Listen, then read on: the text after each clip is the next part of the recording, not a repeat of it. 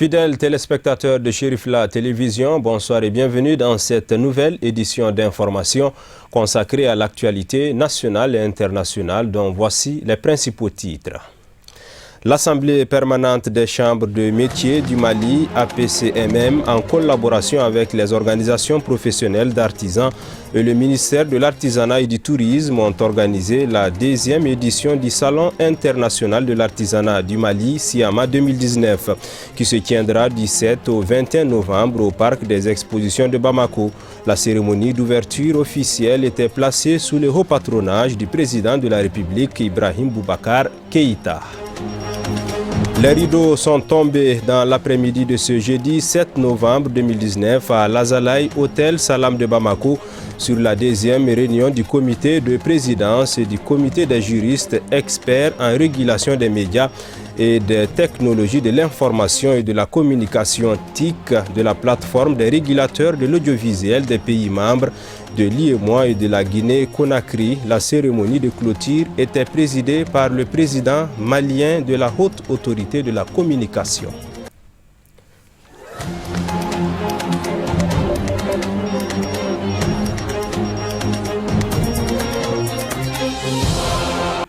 Voici pour le sommaire, mesdames et messieurs, bonsoir et bienvenue dans cette nouvelle édition d'information.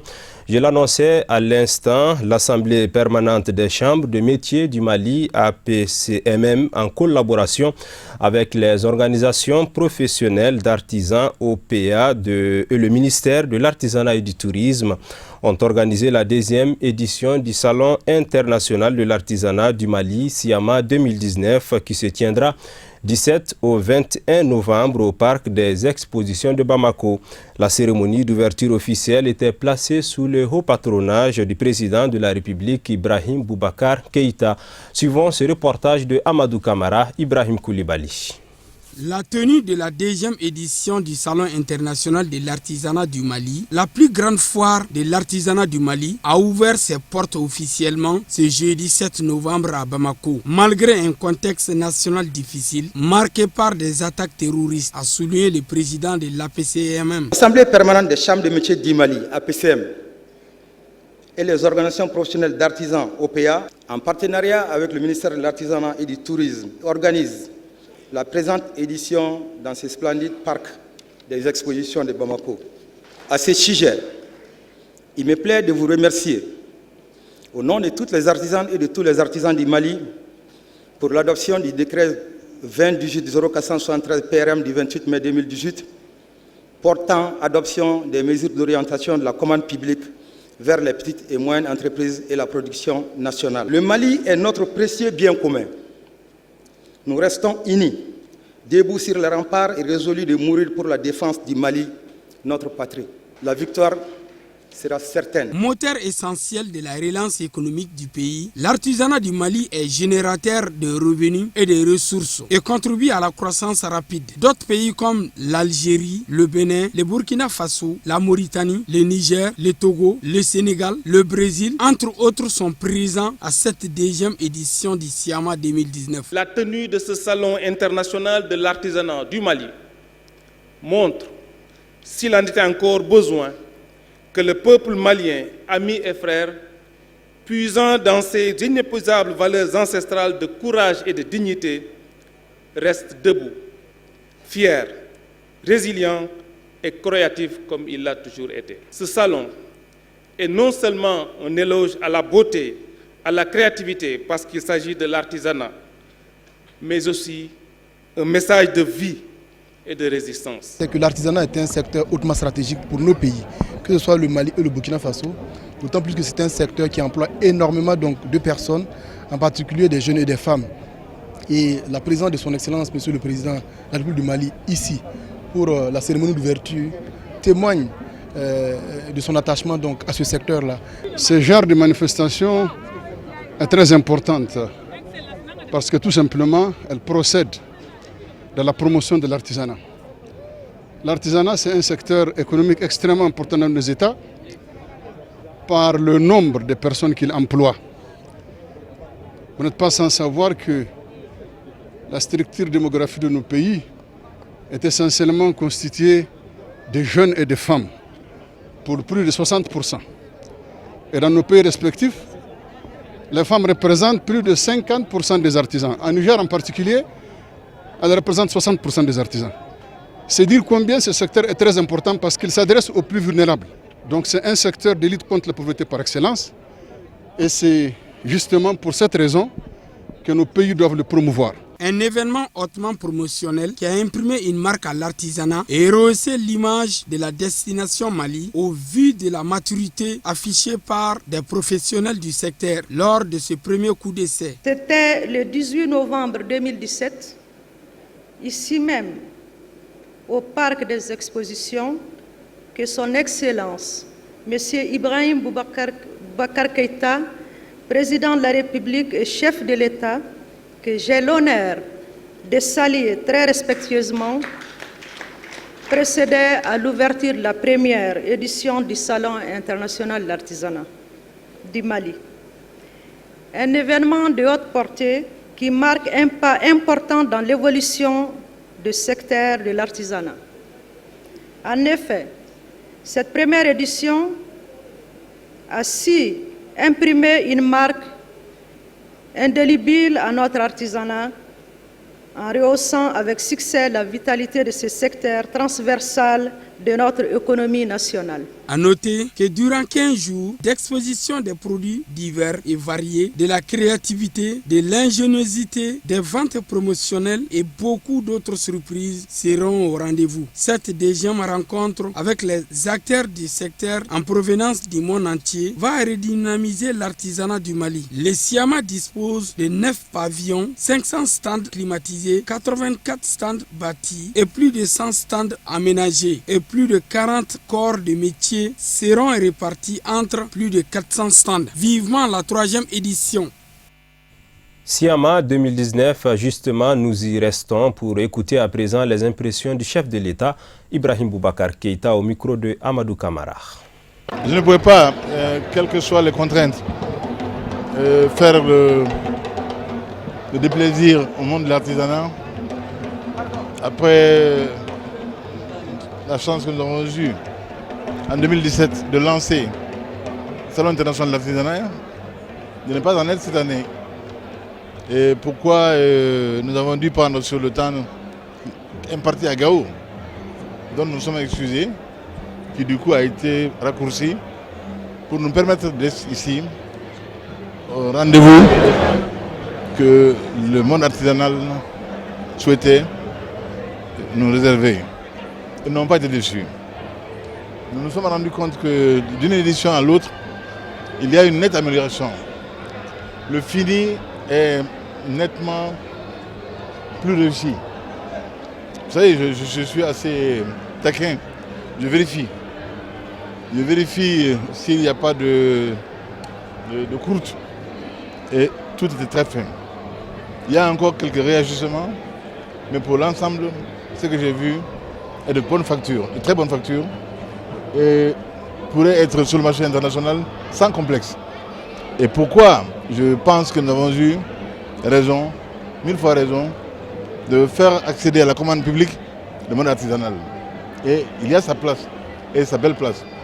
Et puisque nous évoluons vers les centrales d'achat, pour que au niveau du gouvernement et des institutions de la République, nous harmonisions les achats, et qu'ils soient regroupés, que la centrale d'achat le fasse désormais, les consignes seront données pour que le monde artisanal, pourvu qu'il soit au rendez-vous de la qualité, pas seulement pour le salon, mais que dans l'exécution de la commande publique, nous ayons également là à nous satisfaire, à nous dire satisfaire de ce qui sera réussi et produit.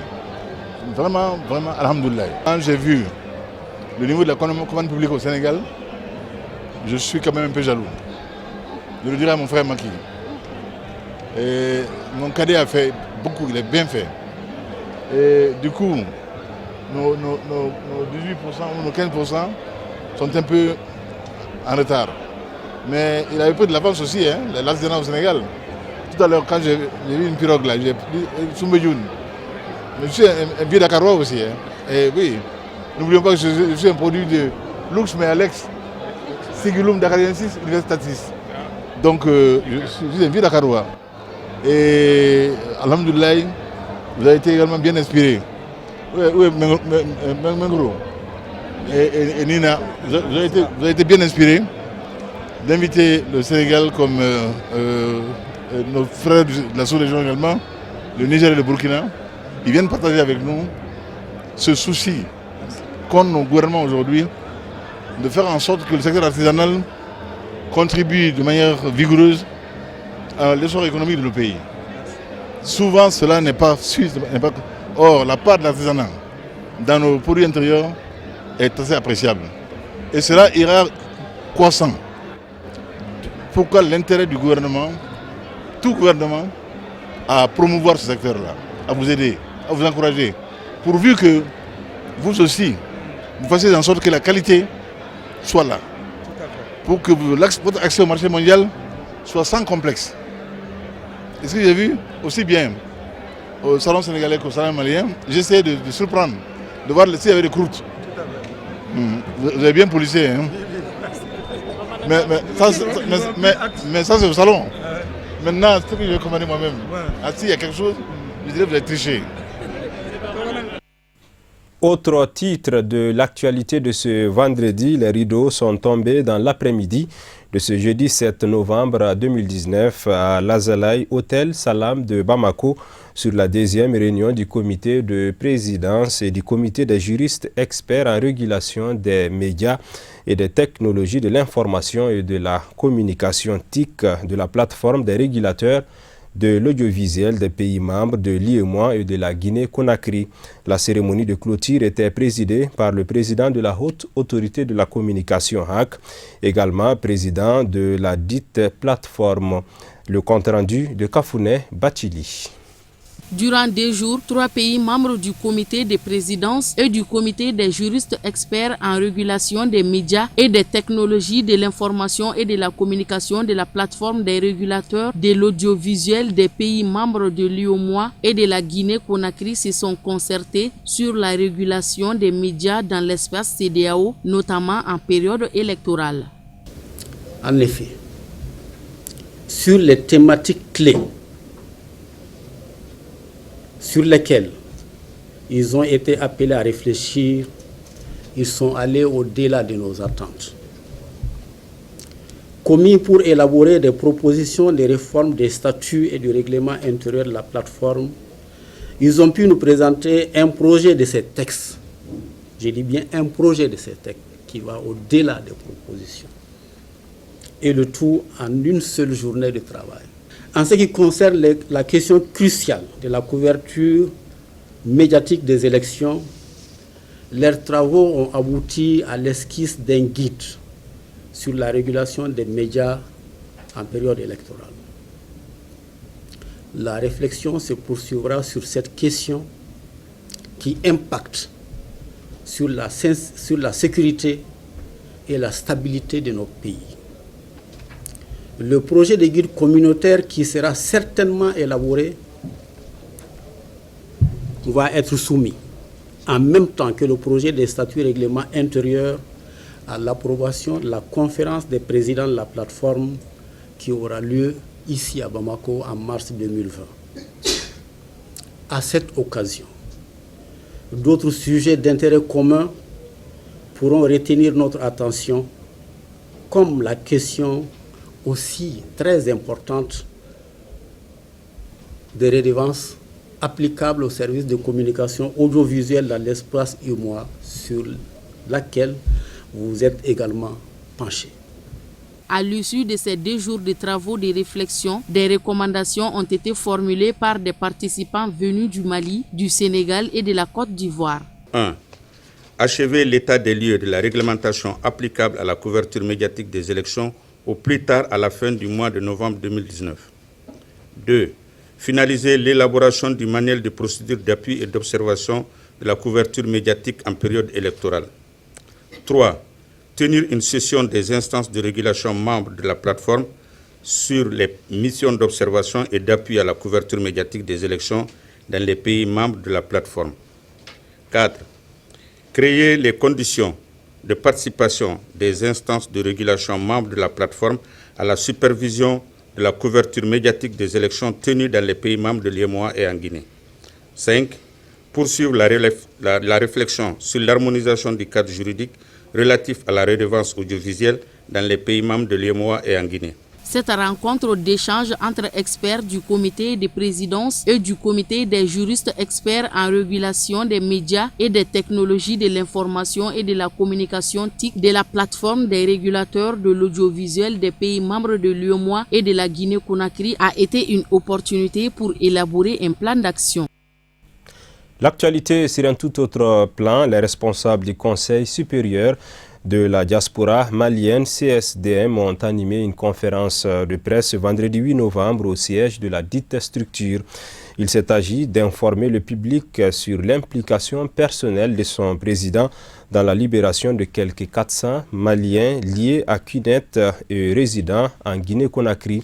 Alhamidou Badini, Ibrahim Koulibaly nous font le compte rendu. Cette conférence de presse du Conseil supérieur de la diaspora malienne qui a mobilisé un parterre d'hommes de médias vise notamment à informer l'opinion nationale et internationale sur le rôle prépondérant que son président, en la personne de Mohamed Chérif Aïdara, a joué dans la libération des Maliens détenus en Guinée et accusés d'être des rebelles à cause de leur implication dans les activités de la société de vente en ligne QNet. Ils ont été victimes d'une arnaque organisée par une société qui s'appelle QNet, qui était supposée être une société de vente en ligne. Et le modus operandi, vous payez 400 000 jusqu'à 800 000. Vous devrez venir d'abord dans le pays pour avoir une formation. Et comme c'est beaucoup de personnes qui se retrouvent dans un endroit fermé, avec le temps qui court, les gens ont eu peur. On les a dénoncés. Mais ce que nous avons découvert, c'est que c'est les mêmes personnes qui les signalent à la police et on les arrête. Donc une fois arrêtés, vous pensez plutôt à retrouver votre liberté qu'à l'argent que vous avez donné. Et comme c'est vos parents que vous avez amenés, aucun des parents va se plaindre contre son frère, son cousin, sa soeur, qui a eu une bonne intention pour venir dans une affaire dans laquelle il est supposé avoir de l'argent. Donc voilà comment ils opèrent. Ils ont opéré ici aussi au Mali. À Fana, il y a eu des arrestations. En Côte d'Ivoire, au Niger, au Burkina, ils sont partout dans le monde. Les responsables du CSDM ont mis à profit cette conférence de presse pour réitérer leur gratitude à l'ensemble des collaborateurs ayant contribué à ce dénouement heureux, gage de la coopération de longue date qui existe entre nos deux pays. Je remercie le président de la République, de la Guinée, Alpha Condé, et le Premier ministre Kassori Fofana et l'ensemble de son gouvernement. Notre grand remerciement au ministre de l'administration territoriale, Bourema Condé. Vous savez, quand les bus ont quitté pour aller en Guinée, c'est des bus de SONEF. Arrivés à la frontière, ils ont voulu empêcher le bus de rentrer. Celui qui a appelé pour dire, vous laissez ces bus rentrer. Il a reçu l'ambassadeur avec la mission que le ministère de l'Extérieur a envoyée pour assister à leur libération, de leur permettre de bus d'arriver à destination et récupérer nos compatriotes qui sont arrivés ici. Donc je remercie la presse et je vous dirai de continuer à informer l'opinion nationale et internationale, la façon par laquelle nos compatriotes sont toujours victimes de cette société QNet. Il faut informer que c'est une société, au départ, c'est vrai que c'est une vente en ligne, mais facilement se tourner à une arnaque bien organisée à NSL international. Se prêtant aux questions des journalistes pour éclairer certaines zones d'ombre, le président du CSDM a émis le vœu ardent que les activités de la société de vente en ligne QNet soient interdites sur le territoire malien. La salle de conférence de la Maison de la Femme de la commune 5 du district de Bamako a abrité la cérémonie de la célébration de la Journée internationale des femmes rurales du district de Bamako, édition 2019, placée sous le thème « Rencontre d'échange autour des contraintes liées à la production agricole ». Rôle et place des femmes rurales vivant en milieu urbain pour la préservation de la biodiversité. C'était donc ce jeudi 7 novembre 2019. Amadou Kamara. Le 15 octobre est célébré dans le monde Journée mondiale de la femme rurale. Notre pays n'est pas en reste de cette célébration dédiée à la femme rurale, instituée par l'Assemblée générale des Nations unies en sa résolution 62-136 du 18 décembre 2007. Au regard de tout ce que ces femmes font, Je crois que ce n'est que justice quand on les célèbre. Il faut les célébrer. Elles sont les piliers de l'économie malienne. On l'a dit dans la salle, elles travaillent nuit et jour. C'est elles qui supportent l'économie, qui supportent nos campagnes, comme elles l'ont dit, qui nous nourrissent. Elles nourrissent le monde, on l'a dit. Elles sont très engagées, mais malheureusement, en retour, elles ont beaucoup de difficultés. Des difficultés d'accès à la terre, à l'eau, à l'information et à la formation. Elle est l'occasion pour les Nations Unies, d'une part, de rendre un hommage mérité aux femmes vivant en milieu rural pour leur inestimable contribution au développement socio-économique de leur pays et d'autre part, de sensibiliser l'opinion publique sur la nécessité de mettre en œuvre des actions plus concrètes en vue d'améliorer leurs conditions. La journée internationale de la femme rurale, c'est bien normal, c'est une reconnaissance aux efforts que les femmes rurales sont en train de déployer pour nourrir nos familles, pour nourrir nos enfants, pour nourrir le monde entier. Donc cette journée internationale des femmes rurales a tout à fait son sens, parce que sans elles constituent d'abord 70% de la main-d'œuvre agricole. Donc sans elles, on n'en serait pas là aujourd'hui. Et pour autonomiser la femme, il faut autonomiser la femme dans le milieu agricole. Parce que c'est là où elles sont nombreuses, c'est là où elles ont beaucoup de difficultés, c'est là où elles ont beaucoup de charges. Selon la présidente de l'association professionnelle des femmes rurales, elle représente plus de la moitié de la population malienne. Elle contribue très significativement au bien-être des communautés, assurant la sécurité alimentaire et l'approvisionnement des grands centres urbains en production vivrière. Elle participe ainsi au développement de l'économie rurale et conséquemment à l'économie nationale. La rencontre de ce matin, elle est toute simple, c'est la commémoration de la journée internationale de la femme rurale qui est fêtée chaque année le 15 octobre. Et ce 15 octobre, on a fêté la journée nationale à Sanankoroba et c'est décentralisé dans toutes les régions du Mali. Et Bamako est la première région à fêter sa journée. Que le gouvernement pense à nous, parce que c'est nous qui faisons vivre le monde, pas le Bamako seulement. Si nous, les 4 secteurs de la filière, le secteur agricole, si nous cessons de travailler, ça va se sentir, personne ne restera dans les bureaux. Donc qu'ils fassent un clin d'œil à nous. Ils ont fait quelque chose, mais qu'ils en fassent davantage, qu'ils nous placent en priorité des priorités. Les femmes rurales, les maraîchers, les hommes ruraux dans le district de Bamako. Et aujourd'hui, nous sommes tous en blanc. Vous voyez que tout le monde est en blanc. C'est le symbole de la paix. Nous sommes des femmes. Sans nous, il n'y a pas de développement. Et sans paix, il n'y a pas de développement. Nous avons fait appel à nos autres sœurs, femmes leaders, pour venir qu'ensemble, qu'on discute, qu'on nous dise ce qui ne va pas au Mali. Nous sommes des ruraux, analphabètes, on ne comprend rien. Qu'on nous dise ce qui ne va pas. On a appelé nos sœurs pour nous parler du dialogue national inclusif. C'est quoi? Nous n'avons pas été à l'école. On ne sait pas ce que ça veut dire. Qu'on nous dise ce qu'il y a. Si on voit qu'on sache ce qu'on dit. Donc il ne faut pas qu'on dise seulement les femmes rurales ont participé. Donc ils sont là aujourd'hui pour nous édifier, pour nous dire ce qu'il y a lieu de faire. Donc c'est une journée exceptionnelle en prélude des autres journées. Rappelons que la célébration de cette journée est l'une des plus importantes manifestations du calendrier des Nations Unies et a pour but de sensibiliser le monde entier concernant les personnes souffrant de la faim afin d'assurer la sécurité alimentaire et de garantir un régime alimentaire nutritif pour tous. Action et développement local, on en parle dans cette édition d'information. Le maire de la commune rurale de Kalabankoro a inauguré la route de Gouna, réhabilitée par la mairie de la dite commune à hauteur de 21 millions de francs CFA sur fonds propres. C'était le jeudi 7 novembre 2019 au cours d'une cérémonie qui regroupait plusieurs personnalités politiques, administratives et coutumières de la dite commune. C'est un reportage de Boubacar Traoré, Draman Mali. Cette réhabilitation de la route de Gouana dans la commune rurale de Kalabankoro est l'une des promesses du maire. Distante de 2,5 km, cette route a été entièrement financée par les fonds de la mairie à hauteur de 21 millions de nos francs. Parce qu'ils enduraient des difficultés énormes pour rejoindre la ville de Bamako où la plupart des habitants de Gouana y vont pour trouver leur pitance journalièrement. Mais avec quelle difficulté?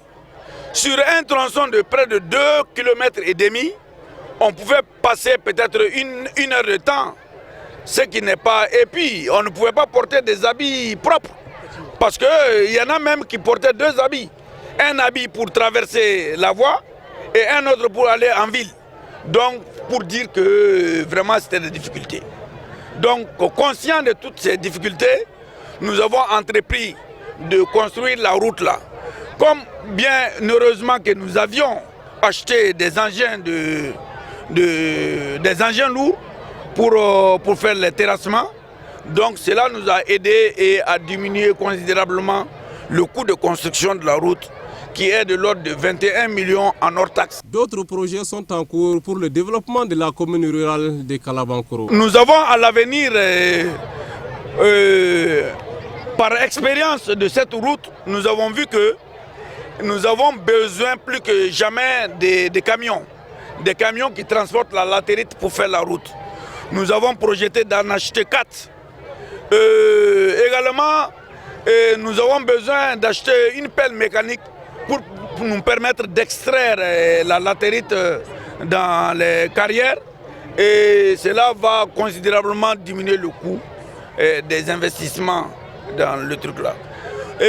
À Kalabankoro, dans plusieurs écoles, nous avons vu qu'il y a soit les enfants étudient dans des classes en paille, et souvent même les élèves sont obligés de se déshabiller torse nu pour échapper vraiment à la canicule.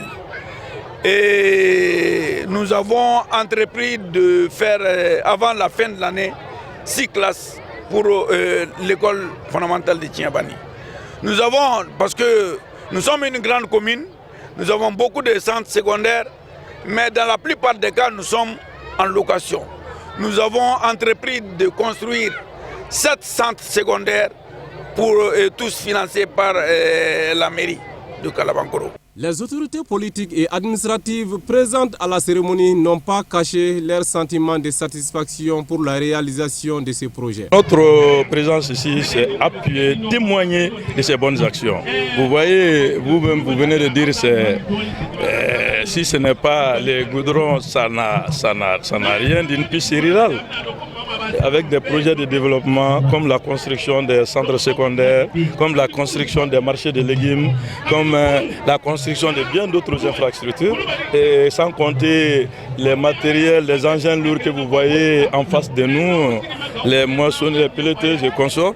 Donc nous sommes en bon droit de dire aujourd'hui que la commune rurale de Kalabankoro excelle mieux que bien de communes urbaines au niveau de Bamako, c'est l'étendue du territoire du Mali. Nous avons un maire qui fait son travail de maire et qui nous permet, à nous députés, de montrer à la population la différence entre le rôle d'un maire et le rôle d'un député. Et un maire qui se soucie des préoccupations de la population, qui prend en compte les difficultés, qui essaie d'y remédier en proposant des solutions aux difficultés recensées. Vous l'avez entendu ici dans ses propos. Il parle de construction de locaux pour la mairie. Il parle d'achat de matériel permettant d'exécuter des travaux pour les infrastructures. Donc c'est tout ce qui rentre en compte dans le bien-être et l'amélioration des conditions de vie de la population. La jeunesse de Gouana a offert un trophée Chiwara au maire de Kalabankoro pour son dévouement et ses actions positives pour le développement de la commune. Activité du Maouloud, on en parle aussi dans cette édition d'information à 24 heures de l'ouverture des travaux, le premier convoi des pèlerins de la Côte d'Ivoire pour les festivités du Maouloud édition 2019 au Mali a été accueilli ce jeudi 7 novembre à Sénou en commune 6 du district de Bamako, puis escorté par la commission accueil hébergement de la Fédération internationale des Ansar. C'est un reportage de Nouhoum Kone avec le commentaire de Moussa Fomba. Comme chaque année à la veille des festivités commémoratives de la naissance du prophète Mohamed, paix et salut sur lui, les Ansars de tous horizons convergent vers Bankoni Djankinebougou en commune 1 du district de Bamako pour célébrer l'événement avec le guide spirituel des Ansars à Seyed Sherif Ousmane Madana Haïdara. C'est dans cette optique que le premier convoi ivoirien de 434 pèlerins a été accueilli dans la journée du 7 novembre à Sénou. Nous sommes là ce soir pour l'accueil des pèlerins venant de la Côte d'Ivoire. Ils sont au nombre de 7 carrés. Donc chaque carré contient 62 personnes. Donc ça vaut 390 ou bien 390 personnes. Donc on est là pour les accueillir. Nous sommes très contentes. Et pour les accueillir aussi, les passagers étaient très contents. Ils nous ont dit qu'ils n'ont pas eu de problème. Depuis à d'Abidjan jusqu'à Bankoni ici, ils n'ont pas eu de problème. Donc nous aussi, on est vraiment contents de les accueillir aussi. Pour la sous-section accueil-hébergement, c'est une des valeurs ancestrales cultivées au sein de l'association des Ansar, d'où cette mobilisation. Les responsables du convoi ont tenu à saluer les autorités ivoiriennes et maliennes qui n'ont ménagé aucun effort pour que le trajet se fasse dans de meilleures conditions. Nous sommes très heureuses d'aller au Mablout puisque c'est notre première année. On remercie Allah de nous avoir montré ce jour. Qu'Allah veille sur notre guide spirituel, à Cheikh Chérif Ousmane Madane Aïdara et toute sa famille. Qu'Allah veille sur nous. Qu'Allah fasse de nous des musulmans pieux et sincères. Qu'Allah nous accorde une bonne fin. Vraiment, nous sommes très heureuses.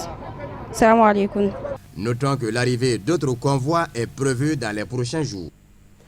Vivement l'ouverture des travaux prévus demain au stade du 26 mars de Bamako. Nous restons avec Moussa Famba pour le commentaire de l'actualité africaine et internationale.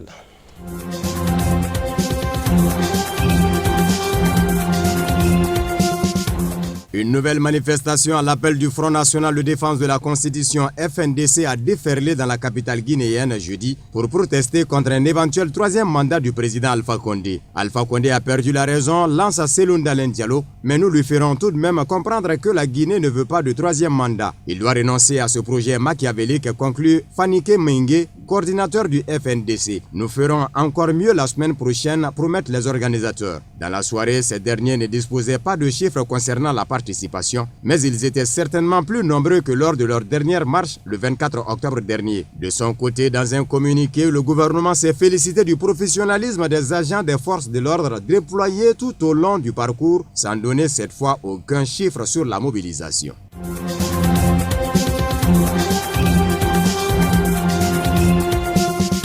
Les chefs d'État de la Communauté économique des États de l'Afrique de l'Ouest CEDEAO sont à Niamey, capitale du Niger, ce vendredi. Un sommet extraordinaire à huis clos pour examiner la situation politique en Guinée-Bissau. Pas très surprenant après les récentes déclarations du président bissau-guinéen qui dénonce une ingérence étrangère. Désormais, c'est l'impasse depuis le limogeage du gouvernement d'Aristide Gomez par le président José Mario Vache la semaine dernière. Depuis, chacun campe sur sa position. Aristide Gomez maintient toujours son gouvernement et le président José Mario Vache a mis en place un nouveau. Il a même demandé aux forces de défense et de sécurité d'installer son nouveau cabinet par la force. Un appel non suivi d'effet pour l'heure. De son côté, la CEDEAO a lancé un ultimatum aux membres du nouveau gouvernement pour qu'ils démissionnent, ce qu'a fait justement le ministre des Ressources naturelles et de l'énergie ce jeudi. Elle brandit aujourd'hui la menace de sanctions individuelles. Cela pourrait être des gels d'avoirs, des interdictions de voyager.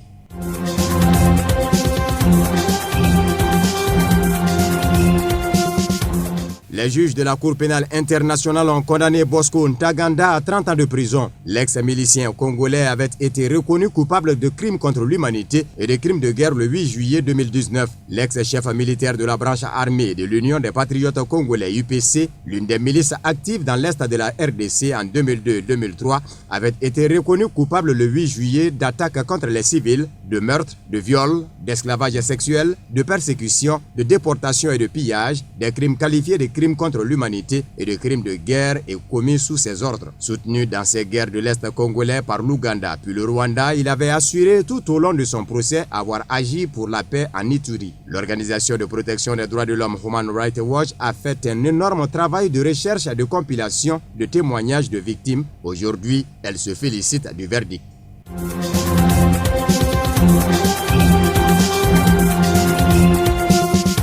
Refus des délégations de pouvoir, dissolution d'institutions sous tutelle du vice-président. Autant d'indices pour déduire qu'entre le chef de l'État Nigeria, Muhammadu Buhari, et son second Yemi Osinbajo, le torchon brûle. Muhammadu Buhari est depuis le début de ce mois en séjour privé à Londres. Ce voyage n'est pas sans rappeler le protocole auquel s'est toujours soumis le chef de l'État nigérien en matière d'exercice du pouvoir en son absence. Dès les premières heures de son premier mandat, 2015 à 2019, c'est le vice-président Yemi Osinbajo qui était doté de tous les pouvoirs lorsque lorsque le chef de l'État était hors du pays pour des missions officielles ou privées. Mais c'est le chef de son cabinet, Abba Kyari, qui l'a suivi dans la capitale britannique pour lui faire signer la loi amendée sur le partage des revenus pétroliers. Le président Muhammadu Buhari a même dissous un conseil consultatif sur l'économie, organe sous tutelle de la vice-présidence en lieu et place d'un nouveau comité qui lui rendra compte directement. Autant de décisions qui font croire aux observateurs que le torchon brûle entre les deux personnalités à la tête du pays.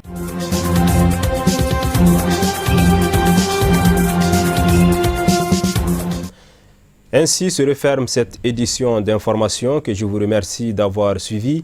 Grand merci également aux différentes équipes de réalisation et de la rédaction. Rendez-vous est pris demain, s'il plaît à Dieu, au stade du 26 mars de Bamako pour l'ouverture des travaux du Mawlud édition 2019. Passez un excellent moment en compagnie de nos programmes. Bonsoir.